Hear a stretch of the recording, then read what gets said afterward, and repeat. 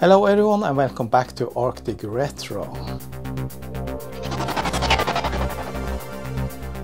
So in this video I'm going to take a look at this machine here. It's a Sinclair ZX Spectrum 2 Plus and it's in a very bad condition, so I'm not sure what I can show you, but at least I'm going to start on checking it out and see what's wrong with it and see what needs to be done, see if we can even get some life into it.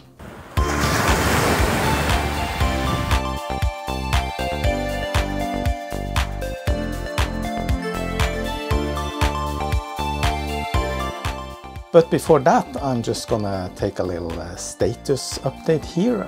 It's summer now, it's in the end of June now, and this is probably the last video I'm gonna make before my summer vacation. Maybe I will squeeze in one more video, but that will be a video I have made before this, so it's already recorded. We'll see, but I'll have a 6 weeks vacation this summer, and I will not be able to make any videos in that time, so you're just gonna have to wait until after the vacation in September, I guess, before there's any new videos. Yes, and a little status. Yeah, I still enjoy making my videos and having this channel. However, I think it's a little bit slow growing, not the growth I have expected. I see some other YouTubers are struggling both financially and with the YouTube algorithm, so it's the same with me. I'm not struggling financially, but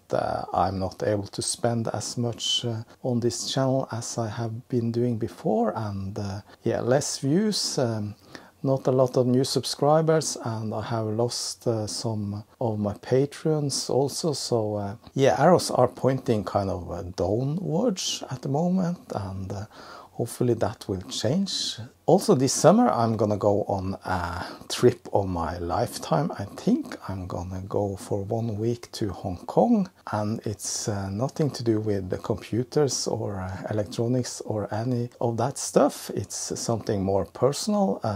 I might come back to that sometime later, but for now let's say it's gonna be the trip of my lifetime, so far at least. I actually never been to Asia, so I'm really excited about that. So I hope you're all having a good summer, and see you after the summertime is over. Now let's take a look at this terrible looking ZX Spectrum. This video is sponsored by PCBWay, and I just want to say thanks to them for supporting my channel. As a hobbyist, I often find myself in the need of some PCBs for various projects. And of course, PCBWay is my favorite PCB manufacturer. Not only do they provide prototypes PCBs for reasonable prices and with quite amazing shipping times, they can also provide you with other hobbyist needs like advanced PCBs, PCB assembly, SMD stencil, CNC machining and 3D printing, and various other products and capabilities. Also check out their shared project site, where you can find a lot of ready-made designs for PCBs. So go ahead and visit PCBWay.com to check out their services. Now back to the video. So Sinclair 128K ZX Spectrum Plus 2, I think I said 2 Plus, I think I have seen that before. Maybe you saw it in one of my mail and donations videos before. I tested it briefly and I couldn't get any picture out of it. As you can see, in a terrible state, many keys are missing, and yeah, some of the plastic is broken inside here, and missing screws and everything, and I was not able to get a picture on it with the RF cable. However, it does turn on, but there seems to be some bad contact in the power contact. If I move it to the side, then you see the red LED comes on. And I see some kind of picture now that I got the RGB cable for it. I bought this dedicated RGB output and audio cable that goes to SCART from Retro Computer Shack on eBay. And yeah, if I plug it in and try to turn on the machine, Then I see some faint blue pixels or color artifacts here. Not really sure if it's even visible on the video, but at least there is a video signal because my TV reacts and says SCART, and there I can see some of the blue stuff. Also got a good old ZX power supply here with a British plug. So it has been cut off, so I'm not going to use that. I'm going to test if it works. Maybe I can refurbish it later. For now I'm using this 9V ZX Spectrum modern power supply, which is just a standard power supply that I bought. Backside doesn't look very nice either. Yeah, missing some of the feeds. Okay, let's open this up then and see what the status is. It doesn't look to have any screws in it. So I got many different Sinclair machines from before, the ZX Spectrum original and ZX80, ZX81 and so on, but I didn't have this one. This one was the last model Sinclair made under the Sinclair name. Well, it was actually already bought by Amstrad at the time, and as you can see it looks quite like the Amstrad CPC 464 machine with a built-in cassette recorder. But it's not an Amstrad, it's still a ZX Spectrum, and it still runs the ZX Spectrum's programs and games. So let's see if we can open this. I think you have to push it that way first, then you open it like this, and there's a connector there, and then you reveal the keyboard connectors. Remove that and the cassette. Yeah, the cassette drive looks alright. There's even a belt on it. Touch, alright. Doesn't look too dirty. So how I got this machine, it was actually, I had a Commodore 64 for sale, and there was actually a buyer. My price was quite high, but there was a buyer that was interested in buying it if I could take this as part of the payment, and I actually did. So I don't think this part was more than 300 NOK or 30 euros. So even though the bad condition, and he didn't know if it was actually working, I thought it was worth it. Yeah, and in this machine we just see a kind of a regular ZX Spectrum motherboard, but here you can see it says Amstrad in fact. I'm gonna take out the motherboard. There's screws for that, so that's good. At least two, as I can see. And yeah, that was all. I think it needs more screws than that. And that's the voltage regulator. It's connected through this cable onto this large iron heatsink here. Everything on the motherboard seems to be there, and big heatsink there on that's probably the ULA chip, and there's all the RAM. Oh yeah, probably CPU here, ROMs.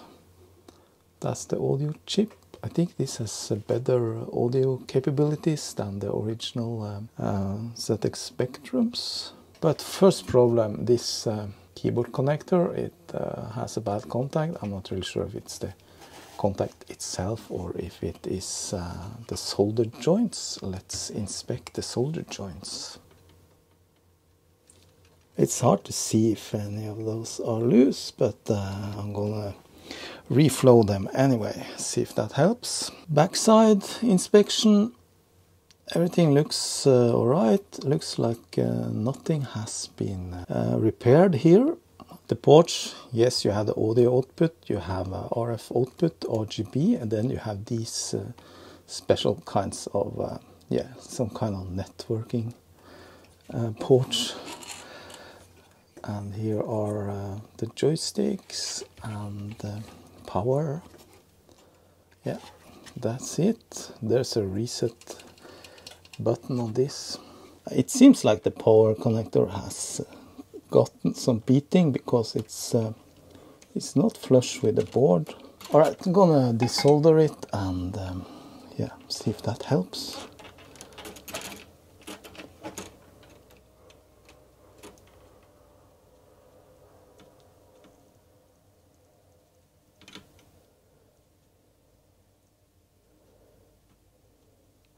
Seems like it's broken off there. Well, at least now it's flush with the board. Well, let's add a little more solder here. Some fresh leaded. Seems like that pin is broken off. Yes, I think that's a broken contact. It actually got worse. There's no voltage coming in. Okay, I'm gonna desolder it, see if I can fix it or see if I can find a replacement. So that pin there seems to have just disappeared.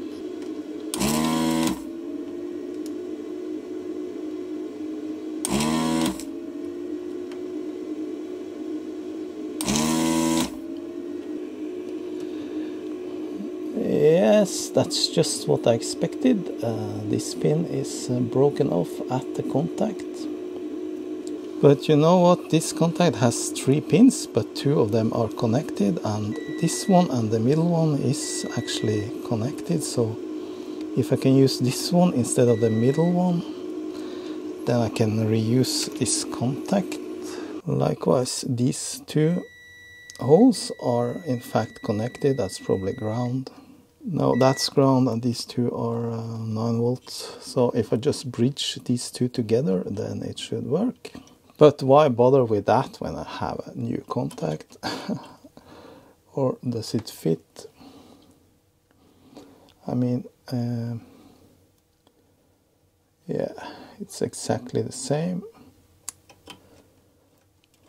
I don't think this is new. I think I took it out of a machine. Yeah, there's still some pad left from an old machine. Just clean it up a little bit.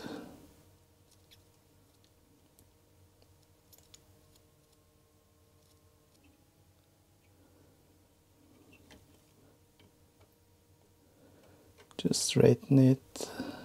Okay, that's good.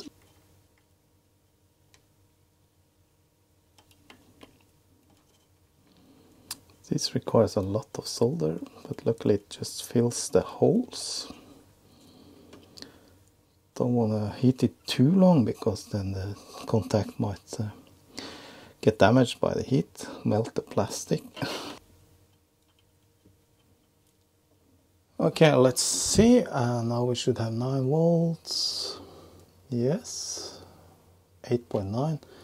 And yeah, since the voltage regulator is external to the board, we won't have any 5 volts on this board now. But this was to the voltage regulator, so there should be 9 volts, 8.5. Yeah, seems to be fixed. So with the voltage regulator attached, what do we get then? I hope it's something simple like that that's faulty, and we can fix it easily. Yeah, there's 5 volts there on the RAM chip. Okay, so the voltage regulator is okay. Then the power is resolved, and now the rest. The CPU has 5 volt input and it's getting quite warm, so it is probably running, and this is probably the ULA chip. It's getting a little bit hot too. This weird looking heatsink.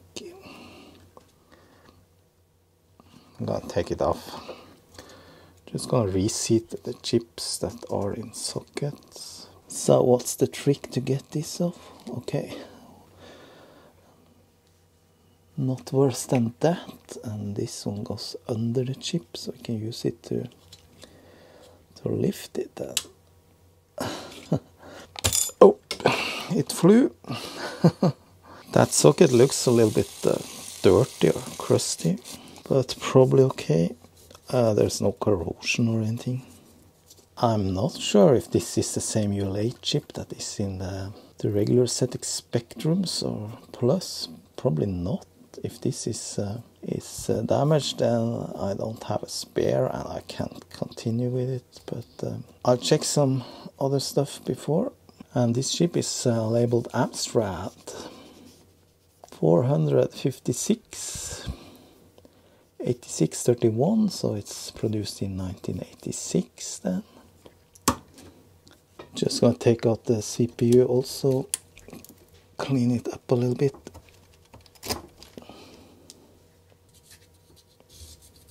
On the CPU the writing is totally gone. Yeah, that is the CPU. This is some other chip, it's not the Z80. So that didn't do anything, it's still just black. However, those blue artifacts, they now disappeared. So I'm gonna clean up the cartridge slot here and then run the diagnostics tester. So that edge there is quite black. Needs a good scrubbing. Yeah, I think I'll use the fiberglass pen on this.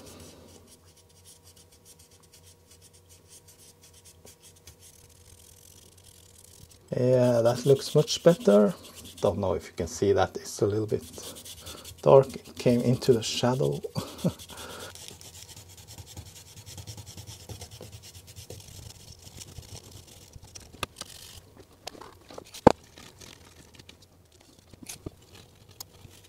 This is the ZX diagnostics tester, and I think it's supposed to work with this machine too. I think it works with all the ZX Spectrums, and it actually shows the activity on the address and data bus and some of the registers or control stuff, and it also actually provides a picture on the screen if the computer is capable of showing something. Let's check it. There it goes.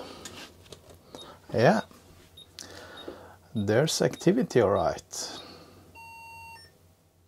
And some beeping. So that sound comes from the TV, but there's still a black picture there, so yeah. So what do we have here? We have a plus 5 volt, plus 9 volt. There's no minus 5 volts. And there's no plus 12 volts. I think there is supposed to be. And we have activity on the data lines. And yeah, read, write signal, reset. Now if I look at the Z80 CPU, reset is active low. So this is high then, that's correct.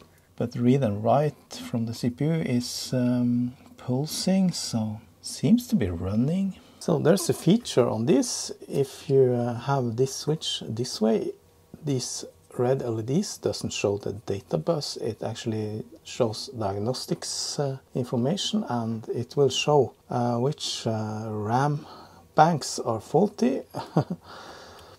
So actually shows one there. Number 3 I tried before and then it didn't show anything, so.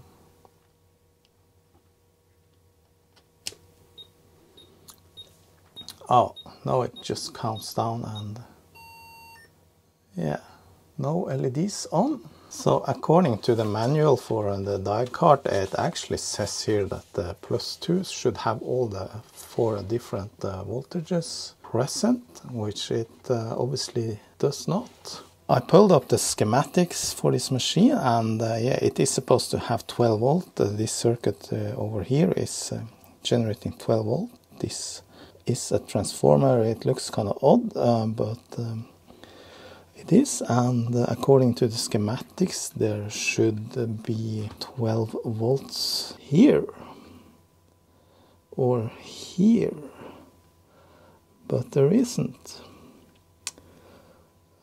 It's just yeah, 4.2 volts there. Also this capacitor should also have 12 volts on one side.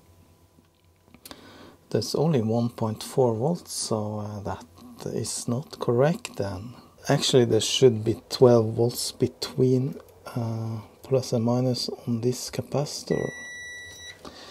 Yeah, and this auto shut up feature I don't like. Yeah, there should be 12 volts there, but there's only 1.4. So this is the schematic for the power circuit, and it's for issue 3, and this is an issue 3 board, and here we can see there's T1 there, and I measured between over C41 there, and that's 12 volts, but it's not. Even though the 12 volts not there, I don't think that should prevent the machine from running and showing a picture, because I think the 12 volts is only used out on the expansion port, and maybe on this machine also for the cassette recorder, but I don't think any of the chips are using plus 12 volts, but maybe minus 5 should be there.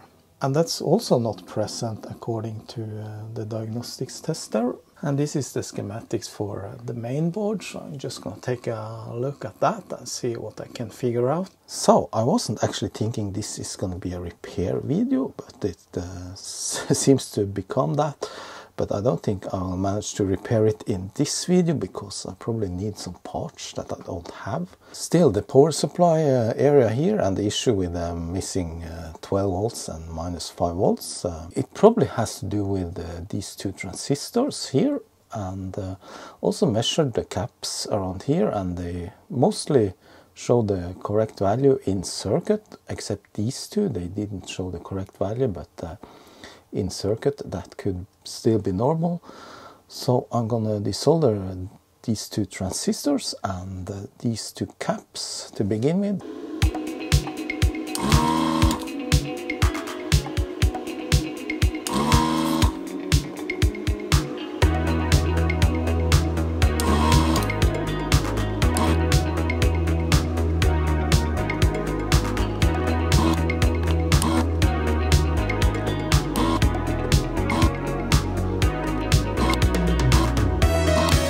Came out really easily,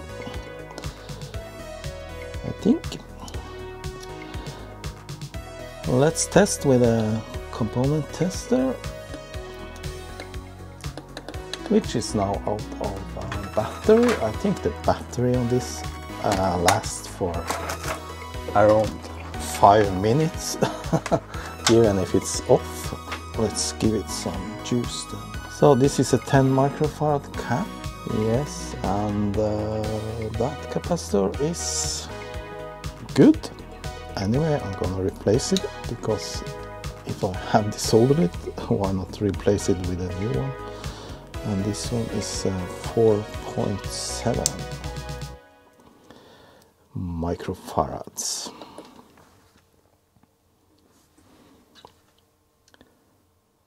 Uh, 4.2. That one is very good, so yeah. Alright, so no issues with those. Then the transistors, these are like these TSX transistors. I don't think these are being produced anymore, so I need to find some replacements if I need a new one. Let's test this one. No, not TSX, it's ZX 650. It shows as a resistor. Did I place it correctly? Yes. And that's not correct. Let's try the other way around. I don't know if that has anything to do with it. Yeah, resistor. It's 12.8K and 32 ohms. Okay, so maybe that one is a gunner. This is a ZX 213.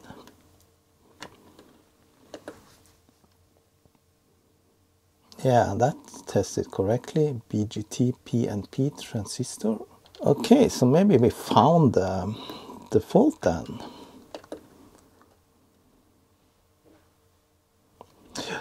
Not a transistor. So I will look up if there's any equivalent to that maybe I can use instead. Yes, on the Sinclair Wiki I found this page. It shows you replacements for the various components, I mean transistors. So this was the ZX 650 and it says can be replaced with a ZX 651. Well, that's not helpful at all. Yeah, and here it says the 650 can be replaced with the BC 537, 737, 487 and so on. Maybe I'll have some of those in my transistor collection. I bought this on AliExpress, I think. Different kinds of transistors. There's no markings, I just have to look around, see if I find something similar. I didn't find a suitable transistor. I found this one. It's a BC327. It might work, but it might not stand the heat. I'm gonna try it and soldering in a couple of new capacitors. No, the transistor I found, the BC327, cannot be used. It's a PNP transistor and the one that was there is a NPN. Yeah, so that means I can't continue. This ZX 650 can be replaced with a ZX 651 and that actually still available at Moser and DigiKey. So just gonna solder it in for now and need to order that. But that's not gonna appear in this video then, sorry. Now back to the other issue, why doesn't this board boot up? And I'm pretty sure missing 12 and minus 5 volt does not prevent it from starting, but I'm not 100% sure. If I'm wrong, then please tell me in the comments. I tried with a brand new Z80 CPU, so it's nothing to do with the CPU. It was still the same, so I'm just gonna put back this one. My hope was that the ULA chip is still okay, but it could be a faulty one. This is a 48 pin, I think. I didn't count. So it's not the same as the regular ZX Spectrum, but there are actually modern replacements for this as well. So I might have to get me one of those. But before that, I'm gonna measure a little bit around here, see if something's missing or abnormal with the oscilloscope. I was probing the address bus on the CPU and there's definitely something not right there. Pin 40 here, it's A10 and downwards. So A10 has activity, but A9 there is nothing. A8 has activity, A7 and so on, and if you check on the other side, that's A11 to 15. A11 has activity, but there, 13, nothing. A13 is nothing. So pin 3 and 39 does not have any activity on the CPU address bus. The data bus has activity on all pins, but as you can see here, some of the pins have some weird signal. You see these spikes here, that's below 2 volts. Doesn't seem normal to me. The CPU is obviously connected to the ROM on the address bus, so I took it out just to see if there's any difference. Now let's see on those same pins that were low. That was pin 39. Yes, now there's a signal on pin 39 and it was pin 3. Yeah. Now there's a normal signal on every address line here. Okay, maybe it's the ROM that's faulty then. So this is a standard 27256 pinout ROM and should be possible to replace it and burn it myself just to test if that helps. Just need to find the ROM image then. Yeah, let's try that. I found the ROM on this page. Specky forever. It's 27C256ST and then load the ROM. Okay, I'm gonna burn it and see if that makes any difference. The burnt ROM is in. Yeah, and there's no difference as actually expected, but this was worth a try. So I actually took and verified the content of the original ROM with the one I burnt, and there was a match, so it was exactly the same, but still that's not the root of the cause here. So I just need to do a little bit more probing around, see if I can figure out if some chips are bad or something. So with the new EEPROM in, I probed the address bus lines on the CPU, and actually the pins with the missing signal before no has signal. I'm not sure why, but one strange thing is that pin 4 here looks like a normal signal, but it's below 3 volts, so seems a bit too low. So I was probing a little bit more around the board with the oscilloscope, and I noticed that the pin 40 on the ULA chip had a really low signal around 2 volts. I'm not sure what that pin is. I had a hard time finding a description of this chip and the pinout for it, but it says IOR0, I think, or IORO. And this comes from A0 and through transistor there, TR7, and that strange signal comes out from that transistor. So I'm just taking a shot in the blind here, and I'm gonna take out that transistor, see if it works. Yes, and that's this guy over here, and it is connected to pin 40 on the ULA. And it's 2N3904, and I definitely think I have one of these.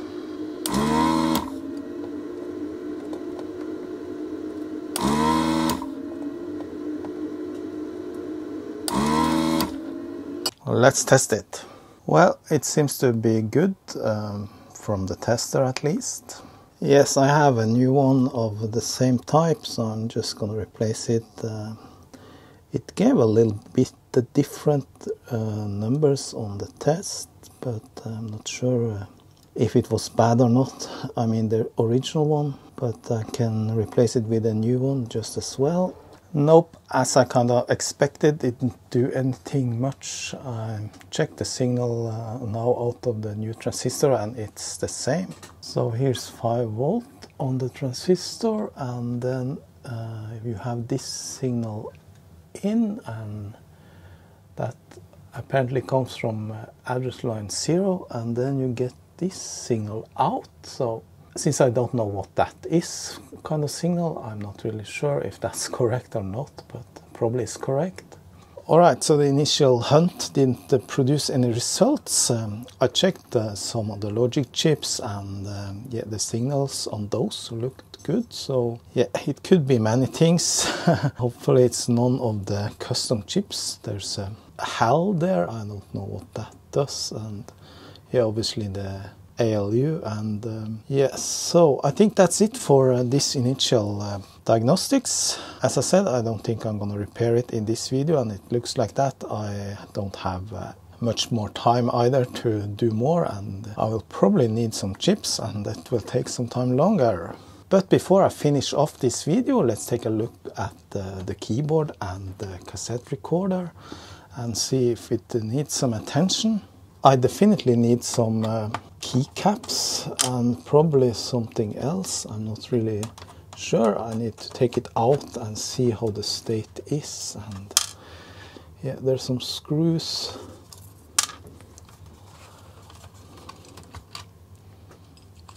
Alright, so this is the keyboard, quite dirty and broken. There's many keys missing, 2, 3, 4, ER. Don't know what those two.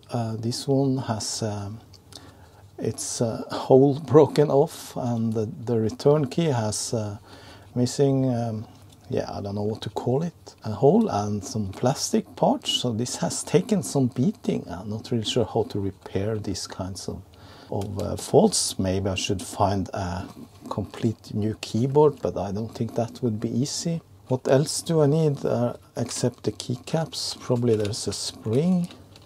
See if we can take one out. Yeah, There's a spring around, and then we have a little spring inside the keycap. So obviously I need that.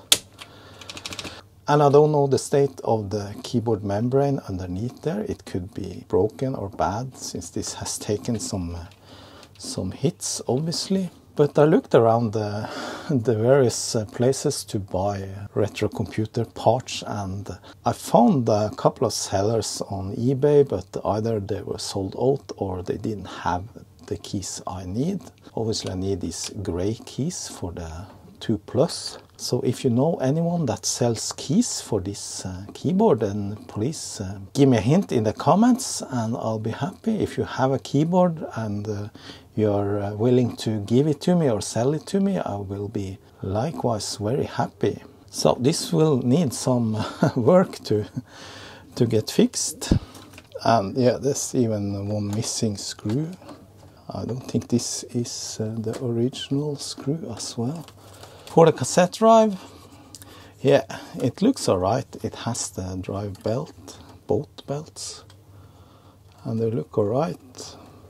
But I think those can be easily found if you need new ones. Quite dirty, obviously, full of dust. So I'm not able to test this without a working machine, obviously. And the tape mechanism, yeah, it seems to be working. Pause, play. Probably just need some cleaning and lubrication, and then it should be good to go. And of course you need to clean the drive mechanism inside here. I mean, moving parts and the read and write head as well. Very ugly on top. That can probably be fixed, but needs some work. This label is of course ugly. That might be possible just to print out and yeah, put under some plastic film or something. Luckily the case is in good shape. A little nick here and there, but that's no big deal. Alright, so there you have it. That was so far I could do it with this video at this moment. I have run out of time. I have had too much other stuff to do lately, and a couple of other unfinished projects as well. So the vacation is coming fast. So I just want to say thanks for watching, and wish you all a happy vacation and summertime, and see you after the vacation in September, I think. Bye bye.